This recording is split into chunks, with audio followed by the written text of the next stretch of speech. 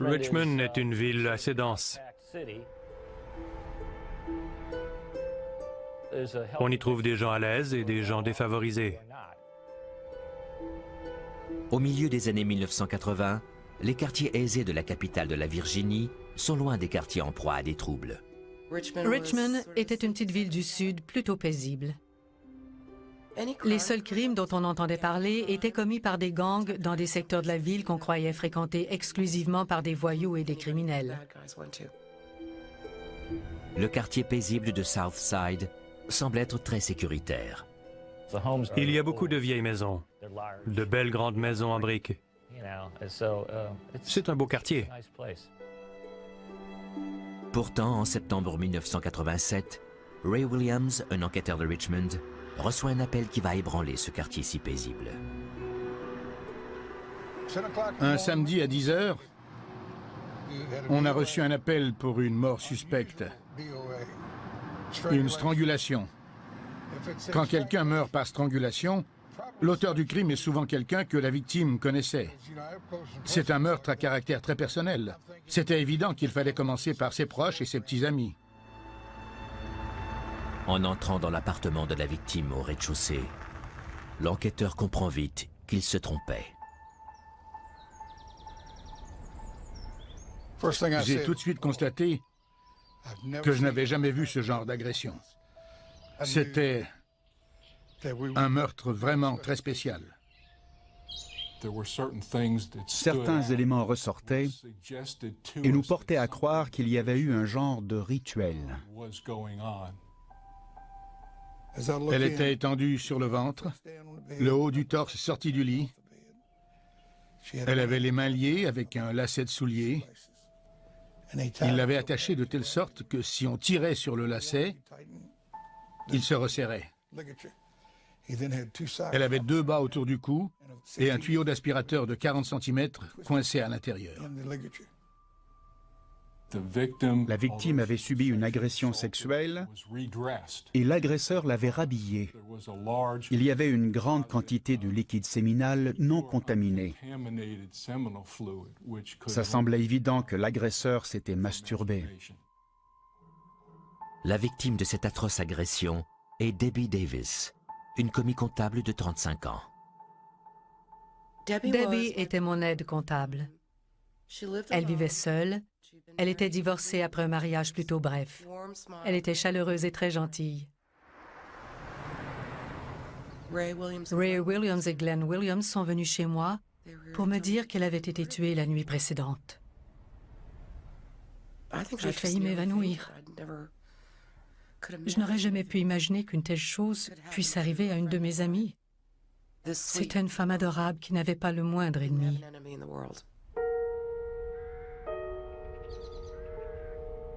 Déroutés par ce meurtre sans mobile apparent, les enquêteurs tentent de reconstituer les déplacements du meurtrier. On a fait le tour, on a regardé partout, sous les buissons. Ils découvrent vite par où l'intrus est entré. On a aperçu une berceuse sous une fenêtre de la cuisine. Il l'avait placée là. Il avait coupé la moustiquaire et il était entré par la fenêtre. Je me suis dit que ça devait être quelqu'un de très agile et de très fort. Vous voyez, je suis debout et le siège de la berceuse ne devait pas être plus haut que ça.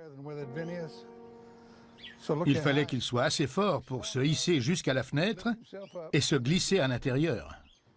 Je me suis dit qu'il devait être tout un athlète s'il était assez fort pour faire ça.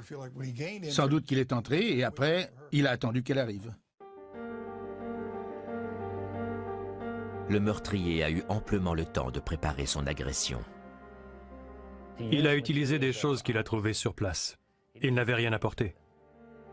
L'usage d'un garrot artisanal indique qu'il s'agit d'un tueur particulièrement sadique. Il l'a violée, puis étranglée en serrant et en desserrant pour qu'elle reprenne connaissance. Et il a recommencé à plusieurs reprises. C'était un meurtre extrêmement violent. Quand on a connu les détails, quand on a su exactement comment il l'avait tué, on était révoltés. C'était vraiment affreux. Atroce. Il l'a torturée. Il l'a étranglée, torturée et il l'a regardée mourir, comme s'il avait écrasé un petit oiseau. C'est ce qu'il a fait.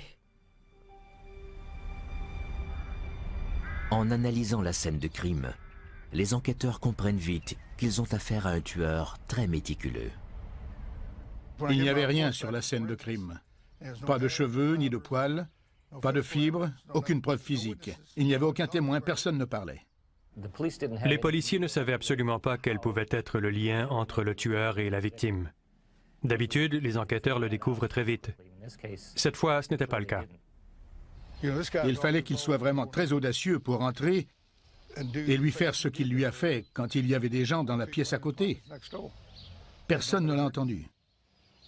Ce meurtre extrêmement violent ébranle les résidents de Southside et le tueur s'apprête déjà à les terroriser de plus belle. En septembre 1987, les gens de Southside à Richmond, en Virginie, sont terrorisés après un meurtre abominable commis dans leur quartier. Étranglée dans sa maison, Debbie Davis, une jeune femme de 35 ans, a connu une longue agonie. La police peine à trouver des pistes. 2 semaines plus tard, l'enquêteur Ray Williams doit de nouveau se rendre dans le paisible quartier de Southside. C'est un quartier tranquille, où on entend les oiseaux chanter. Un quartier bourgeois, avec de belles maisons et très peu de criminalité. Il n'y avait presque pas de cambriolage ni de vol dans les rues.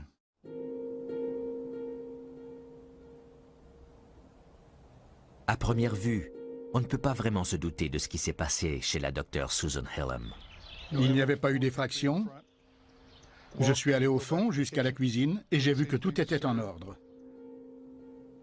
Les policiers répondent à l'appel du mari de la docteure Hillam qui a fait une horrible découverte en rentrant chez lui en fin de soirée. Je suis monté à l'étage et j'ai vu le lit défait, les draps en désordre, et j'ai vu aussi que les portes persiennes du placard étaient ouvertes.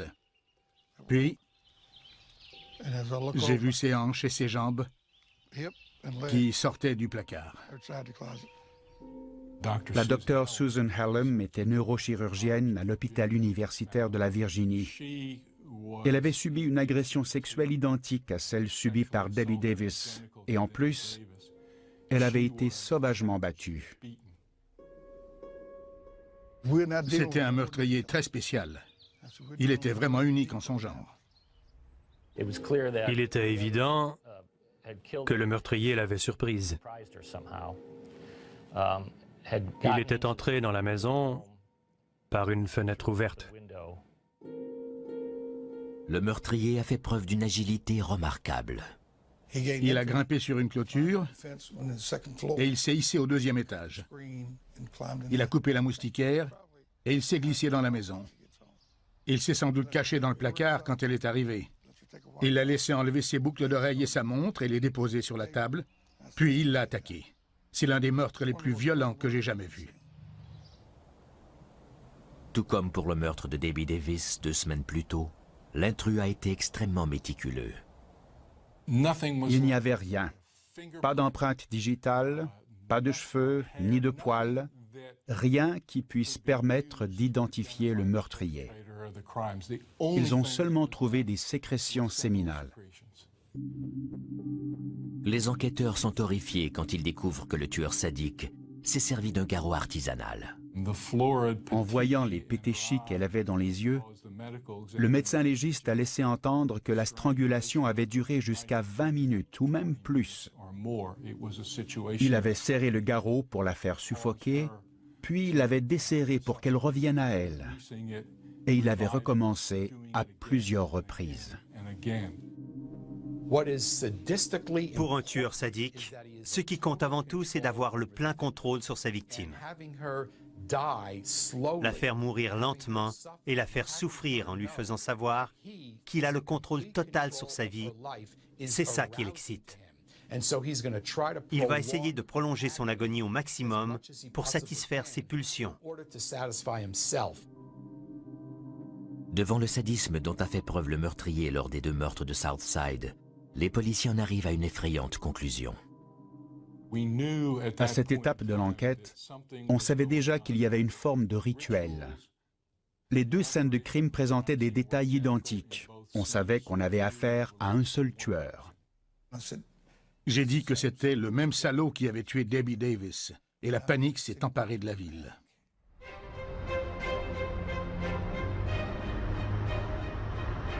Quand on a su qu'il s'agissait d'un tueur en série, tout a changé à Richmond, immédiatement. On marchait sur Forest Hills Avenue et on voyait que toutes les lumières étaient allumées. Il n'y avait plus une seule serrure à peine dormant, ni même une seule serrure dans aucune quincaillerie. Quelqu'un est venu parler aux femmes et leur a dit « Si vous avez peur, clouez vos fenêtres pour qu'elles restent fermées. » Tout le monde était terrorisé. La tension monte et la police fait appel au FBI pour obtenir un profil du tueur qu'on surnomme maintenant l'étrangleur de Southside. On croyait, assez naïvement, qu'on devait chercher un homme blanc d'environ 30 ans. Un homme intelligent, solitaire, qui ne parlait pas de ses crimes et qui rôdait dans la nuit. On ne savait pas s'il avait des antécédents, que ce soit en Virginie ou ailleurs aux États-Unis, mais on savait que ce n'était sûrement pas un débutant. L'auteur de ces meurtres avait de l'expérience. La police poursuit son enquête et trouve enfin un indice, un lien entre les victimes. Debbie Davis travaillait dans une librairie d'un centre commercial. On a épluché tous les dossiers et on a découvert que la docteure Susan Hallam avait acheté des livres à cette librairie et avait fait un chèque à Debbie Davis pour l'achat de livres dans cette boutique. Les deux victimes ont fréquenté le centre commercial Cloverleaf, dans le comté voisin de Chesterfield. Partout ici, il y avait des boutiques. Les gens se garaient, ils entraient dans le centre commercial et ils trouvaient un tas de boutiques. Le populaire centre commercial est souvent bondé. Dans la foule, un homme solitaire passe inaperçu. Timothy Spencer a 25 ans et peu de gens le connaissent dans la région. Il est à plus de 150 km de chez lui puisqu'il vit à Arlington en Virginie, une paisible banlieue de Washington, D.C.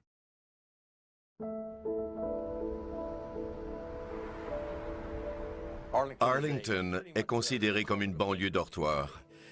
C'est presque entièrement résidentiel. Il y a des quartiers plus dangereux que d'autres, comme dans toutes les banlieues des grandes agglomérations métropolitaines. Né en 1962, Timothy Spencer a grandi dans le quartier de Green Valley. Il y a de petits cul-de-sac un peu partout ici. Je dirais que c'est un quartier à faible revenu. Mais dans certaines parties du quartier, il y a de très bons travailleurs qui sont là depuis des années. Sa mère et son père avaient fait des études universitaires. Ils travaillaient tous les deux et à un certain moment, ils se sont divorcés. La mère de Spencer est très occupée, puisqu'elle élève seule ses deux fils. Ma mère était la meilleure mère du monde. On ne manquait jamais de rien. Et elle passait du temps avec nous. On avait toujours un repas sur la table. Une bonne structure familiale. En tant qu'aîné, Timothy protège tout naturellement son petit frère. Une année, à Noël, j'avais eu une bicyclette orange avec des roues d'entraînement. On était sortis dans la rue et il m'avait dit que la première chose à faire, c'était d'enlever les roues d'entraînement. J'ai roulé pendant environ 5 heures et Timothy est resté derrière moi, la main sur le siège pour me guider. C'est drôle parce que je suis entré dans une voiture. Boum! Il m'a dit de ne pas me retourner pour le regarder et de toujours garder les yeux sur la route. C'était un frère très affectueux. Bien que très réservé, Spencer se fait remarquer dans le quartier. Il était superbe. Mon frère était d'une beauté remarquable, à tel point que les gens criaient quand ils le voyaient. Avec ses yeux noisettes, il était unique en son genre. Ses yeux changeaient de couleur selon le temps qu'il faisait. Il était toujours silencieux avec les autres. Mais quand on était ensemble, lui et moi, on se parlait comme des frères. On riait, on se disait des tas de choses. C'était mon grand frère. Les gens qui se distinguent par leur grande beauté ou parce qu'ils ont quelque chose d'unique ont souvent des traitements de faveur. Les gens les traitent comme des êtres spéciaux. Ils en viennent à croire qu'ils ont droit à ce genre de traitement. Et si en plus ils sont narcissiques, ils peuvent se fâcher s'ils ne sont pas traités avec autant d'égard. Spencer fait beaucoup d'efforts pour se conformer à ce qu'on attend de lui, mais son comportement se dégrade pendant ses années d'école. C'était un mauvais élève. Il était difficile. Il était sans doute intelligent, mais il faisait très peu d'efforts à l'école. Puis, vers l'âge de 12 ans, il s'est mis à uriner et à déféquer dans des espaces publics de l'école.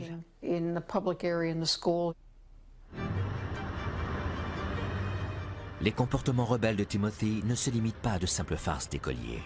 Ils causent aussi des incendies. C'est plus haut, près des cul-de-sac. C'est là qu'il a brûlé une voiture. Provoquer un incendie peut procurer une certaine impression de contrôle à ce genre d'individu. Une impression de pouvoir et de domination. Avec une seule allumette, ils peuvent faire brûler un immeuble ou mettre le feu à une voiture. C'est le genre de contrôle et de pouvoir que ces individus trouvent très stimulant. 13 ans plus tard, le quartier Southside de Richmond est terrorisé après 2 meurtres sadiques par strangulation. Et juste à l'extérieur des limites de la ville, le tueur s'apprête à frapper de nouveau. Diane Cho était une jeune fille de 15 ans qui vivait dans le comté de Chesterfield. L'adolescente est une très bonne élève qui rêve de faire des études en médecine. Le 21 novembre, elle termine sa journée de travail à l'ordinateur dans sa chambre. Ça s'est passé un samedi. J'ai reçu un appel de Chesterfield. On m'a demandé d'y aller parce qu'une jeune fille de 15 ans avait été étranglée et ligotée comme nos victimes. En arrivant à l'appartement des Cho, l'enquêteur de Richmond est renversé par l'audace du meurtrier. Le frère de Diane était dans la chambre voisine et ses parents étaient là. Il est entré, il l'a bâillonnée et ligotée avec du ruban à conduit. Il l'a violée et il l'a étranglée dans sa chambre. L'agile meurtrier a frappé en pleine nuit. Il est entré par une fenêtre, tout comme lors de ses meurtres précédents. Il a passé un bon moment avec elle dans la chambre. Il n'a jamais fait assez de bruit pour réveiller ses parents qui étaient dans la maison. Elle avait un drap sur elle qui lui couvrait les parties intimes. Les meurtriers qui placent leurs victimes d'une certaine façon tentent de créer une scène de crime qui fera sensation. Ils veulent que leur crime ait un aspect spectaculaire et qu'on en parle. Ça leur procure un sentiment de puissance quand ils y repensent. D'après les meurtres précédents, le FBI a établi selon les statistiques que le meurtrier était probablement de race blanche. Puis, sur la scène de crime, on découvre un élément qui va tout changer. Il avait laissé un seul cheveu dans le drap, sur le lit. Ils ont prélevé le cheveu et ils ont dit qu'il provenait sans doute d'une personne de race noire. Ayant enfin une piste à suivre, les enquêteurs se mettent au travail sans se douter que le tueur s'apprête à frapper de nouveau. À l'automne 1987, la ville prospère de Richmond, en Virginie, est la proie d'un tueur en série. L'étrangleur de Southside a semé la terreur dans la capitale de l'État, en tuant 3 femmes de façon très sadique. Pour tout élément de preuve, on n'a trouvé que du liquide séminal sur les scènes de crime. Les enquêteurs ont trouvé un lien entre les victimes. Elles ont toutes fréquenté le populaire centre commercial Cloverleaf. Diane Cho habitait tout près d'ici. Debbie Davis travaillait à la librairie et Susan Hallam faisait souvent des achats ici. Le centre commercial Cloverleaf est aussi un lieu que fréquente régulièrement Timothy Spencer, un jeune homme solitaire de 25 ans qui aime flâner et réfléchir en regardant passer les gens. Il avait eu beaucoup d'ennuis de toutes sortes depuis l'âge de 9 ans. Très jeune, il était délinquant, et il l'est resté. Travis Spencer raconte comment le comportement de son frère aîné s'est dégradé dans les rues de sa ville natale d'Arlington. Il y avait quelques voyous qui terrorisaient le quartier, et il était l'un d'entre eux. Si le vol était un sport, il aurait été champion. Si vous me disiez qu'il vous a volé vos enjoliveurs, je vous croirais. Je vous croirais même si vous me disiez qu'il vous a volé vos sourcils. Ma seule expérience précédente avec lui remontait à un cambriolage qu'il avait fait quand il était mineur. On avait dû demander la permission à sa mère pour prendre ses empreintes digitales.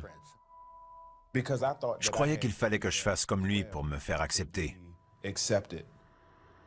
Avec un ami, je suis entré dans un magasin et on a volé des bonbons. Le type a contourné le comptoir en criant « Au voleur !»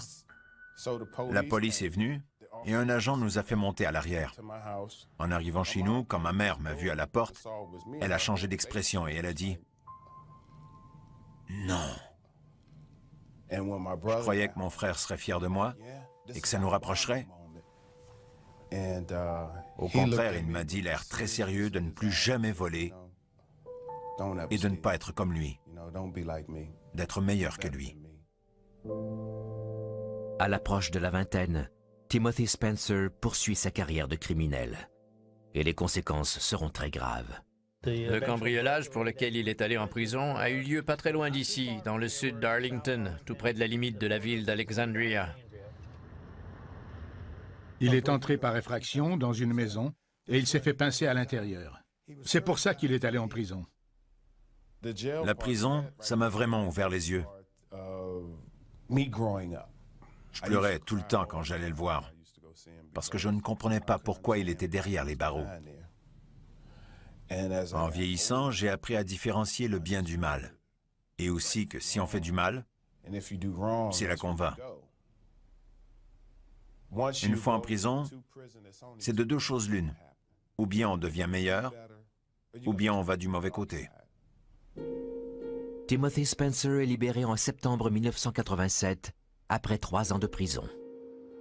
On l'envoie dans une maison de transition, à 150 km d'Arlington, dans le quartier Southside de Richmond. Sa chambre se trouvait à l'étage, du côté gauche. C'est une maison de transition pour délinquants non violents. Quand ils ne sont pas violents, il les envoie ici et il reste un certain temps pour se réinsérer dans la société. Spencer s'installe dans son nouvel environnement en gardant à distance les membres du personnel et tous les résidents. C'était un solitaire. Il ne parlait à personne et il n'avait pas d'amis. Il mangeait au bout de la table sans dire un mot. Pour regarder la télé, il s'assoyait à l'autre bout de la pièce. Spencer entretient toutefois une relation avec une des employées.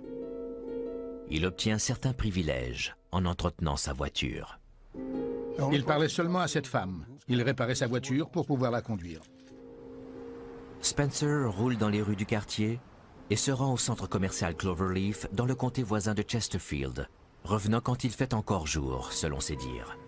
Dans une maison de transition, les pensionnaires peuvent aller travailler et doivent rentrer le soir. Ils ne peuvent pas passer la nuit dehors. Spencer n'obéit pas au règlement. Leurs allées et venues sont censées être surveillées, mais cette maison n'était pas très bien tenue. Timothy Spencer continue de rôder dans les rues comme il le veut.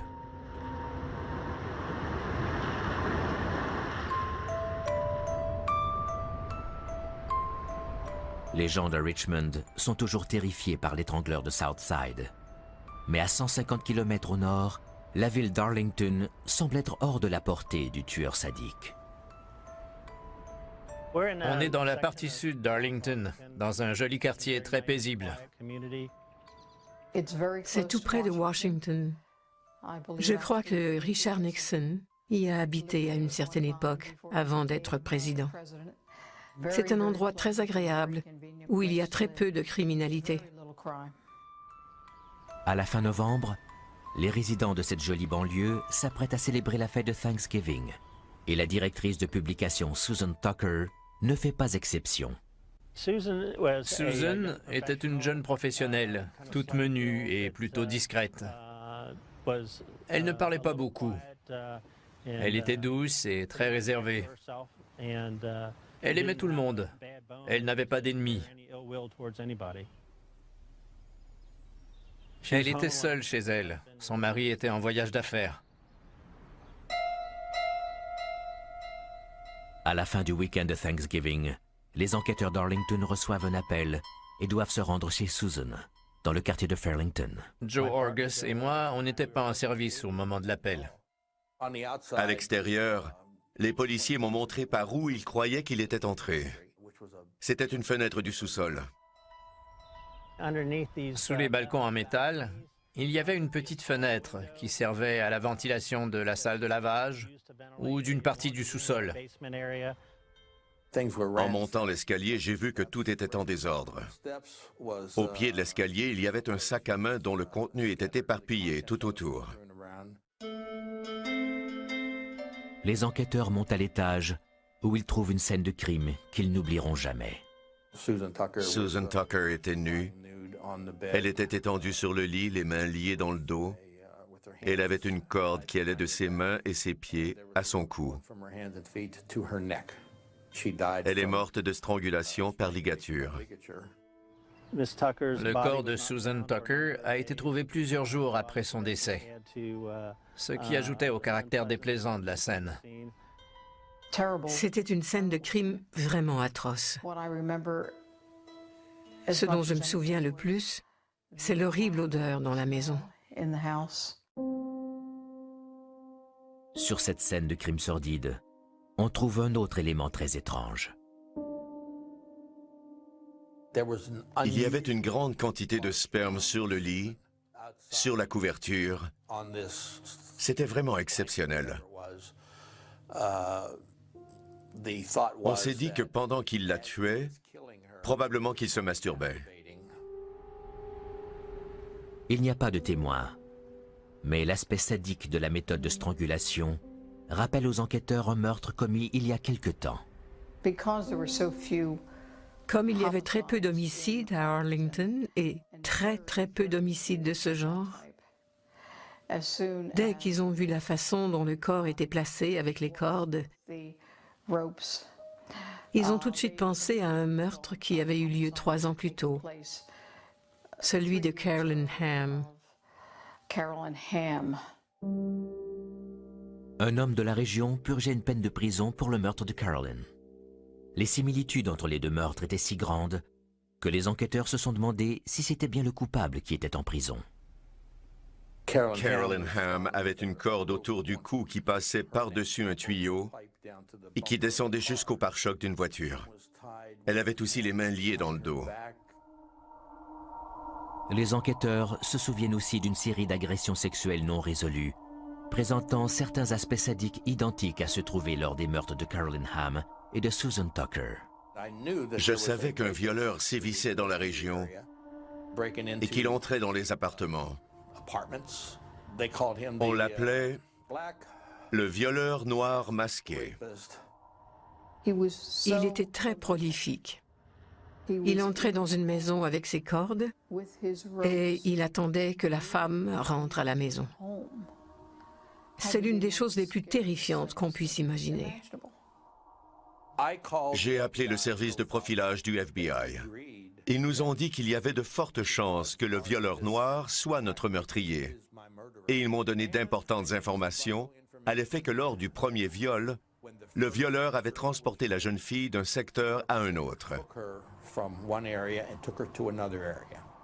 Il y avait de fortes chances que le suspect habite ce secteur parce qu'il l'aurait transporté à un endroit où il se sentait à l'aise. Ils agissent à l'intérieur de leur zone de confort pour tenter de commettre leurs crimes sans se faire pincer.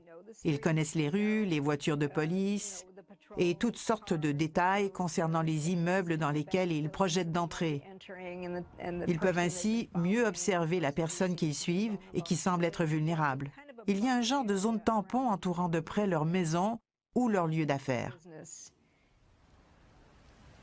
les enquêteurs d'Arlington écartent des suspects potentiels.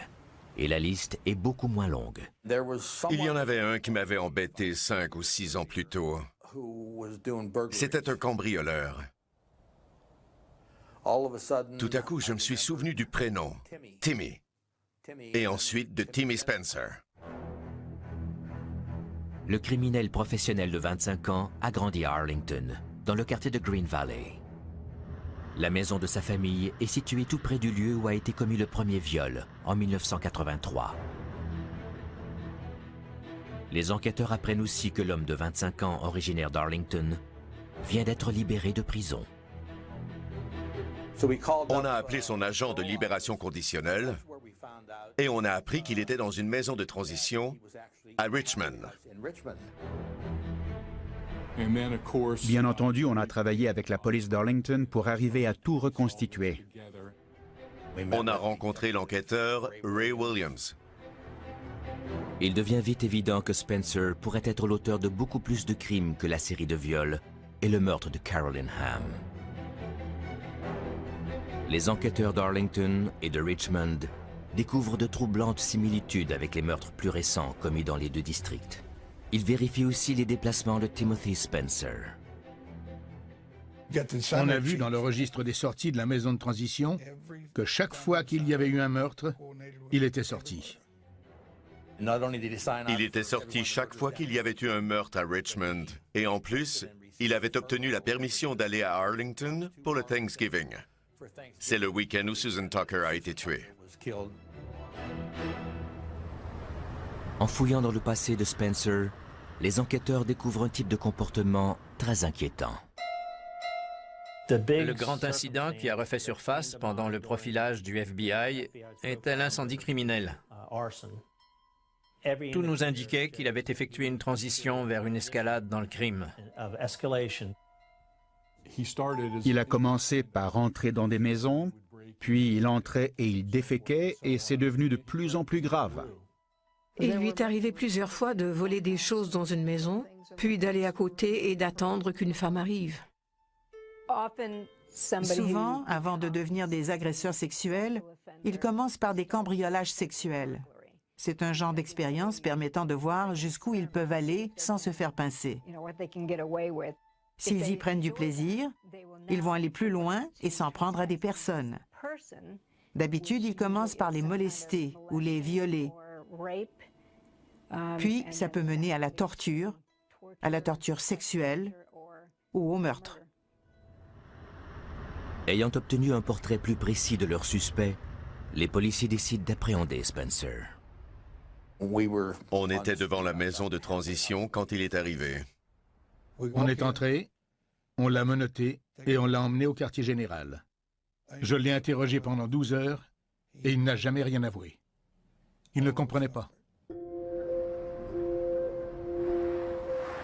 Il parlait bien, il se servait très peu du jargon de la rue. À un certain moment, je me suis demandé si on avait arrêté la bonne personne. Mais on était presque certain que c'était le cas. Les crimes atroces ont été perpétrés par un tueur prudent et calculateur. Les policiers n'ont que de minces preuves circonstancielles et craignent que Spencer puisse s'en sortir. À la suite d'une série de meurtres sadiques à caractère sexuel commis en Virginie, les policiers d'Arlington et de Richmond conjuguent leurs efforts pour arrêter Timothy Spencer dans une maison de transition. Au départ, les enquêteurs n'ont que des preuves circonstancielles, mais grâce à de récentes avancées en sciences judiciaires, ils disposent d'un tout nouvel outil. À ma connaissance, c'est une enquête historique parce qu'il s'agit du premier meurtre jamais résolu grâce à l'ADN. Les policiers ont affaire à un meurtrier méticuleux, mais ils espèrent que le profil génétique de Spencer sera identique à celui obtenu à partir du sperme prélevé sur les scènes de crime. On l'a immédiatement arrêté et on a pris un échantillon d'ADN. Ensuite, tout le monde a retenu son souffle en attendant les résultats. À l'époque, on attendait plusieurs semaines avant de recevoir les résultats.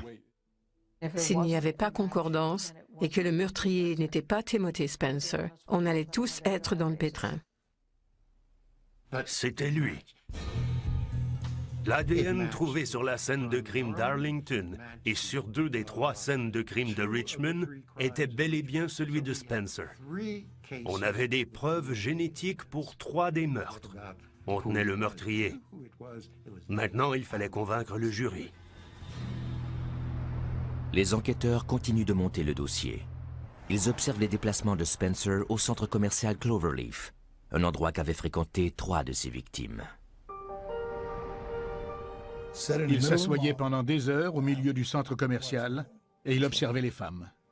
Il restait assis et il les regardait passer. Il n'achetait jamais rien. Il était comme un caméléon. Il se fondait dans le décor et ne causait jamais de problème. C'était évident qu'il choisissait très méticuleusement ses victimes. Quand il en trouvait une, il la suivait pour voir dans quelle boutique elle entrait. On a pu rassembler des éléments de preuve permettant de démontrer que c'était sans doute à cet endroit qu'il trouvait ses victimes.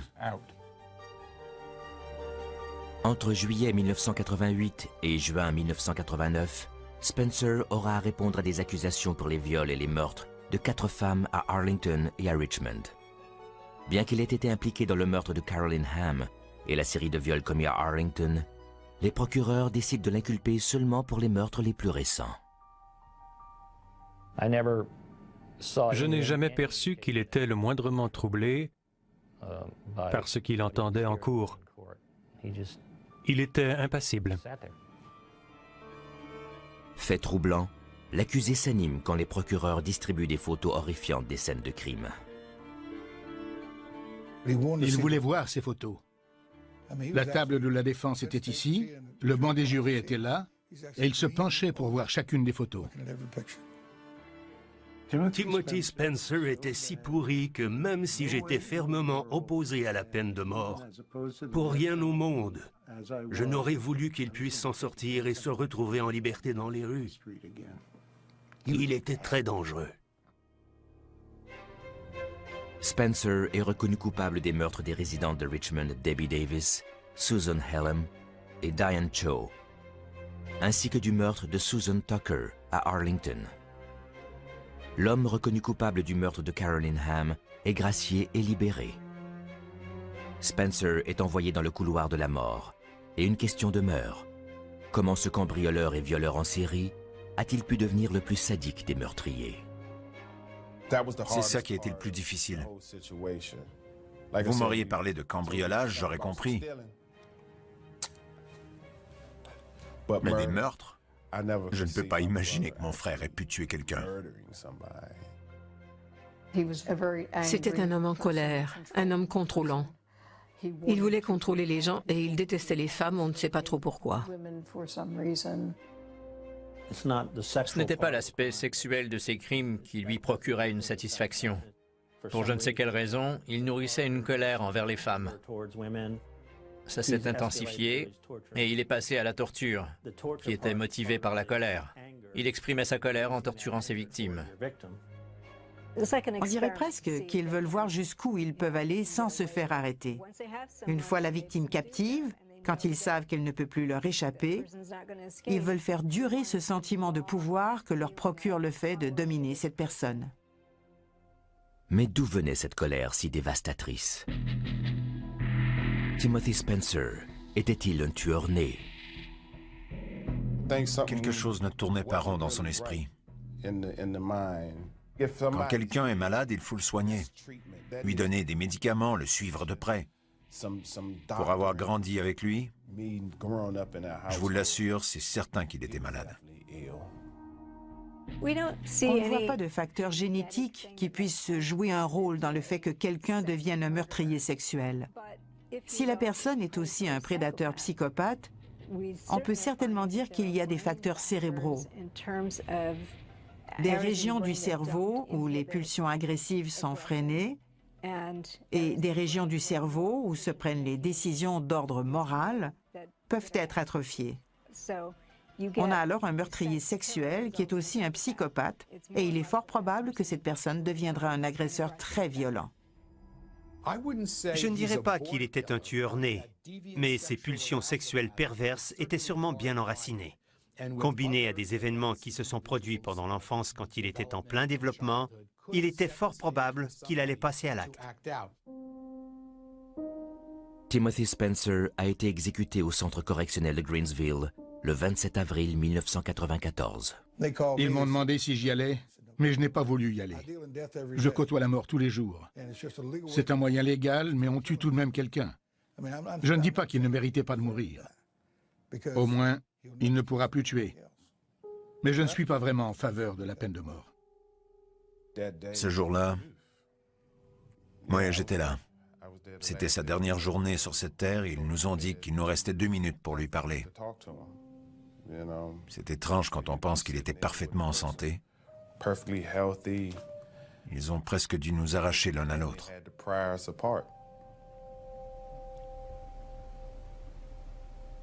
Je me souviens de la journée de son exécution.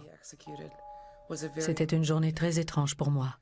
Je n'ai pas été capable de parler à qui que ce soit. C'était lourd. Je pensais à mon ami. Pour la plupart des gens, les crimes de ce tueur sadique sont choses du passé. Mais les proches des victimes ont du mal à oublier. Pour être capable de faire ce qu'il a fait, pour arriver à tuer mon ami de façon aussi sadique, il faut vraiment être un monstre. Il était le mal incarné, une personne extrêmement malfaisante. Il était sans l'ombre d'un doute la pire personne que j'ai rencontrée au cours de mes 25 années de carrière dans ce genre d'environnement. Il y a des nuits où je rêve à lui et j'aimerais le serrer dans mes bras, mais il n'est pas là. Il n'est plus là. Après ce genre de rêve, 9 fois sur 10, je me réveille en pleurant. Il a fait ce qu'il a fait, c'est évident, et on ne peut rien effacer. On est tous des victimes de ces crimes. La vie continue, mais c'est un combat de tous les jours. Je suis certain que c'est aussi très difficile pour les familles des victimes. On est tous perdants dans cette histoire.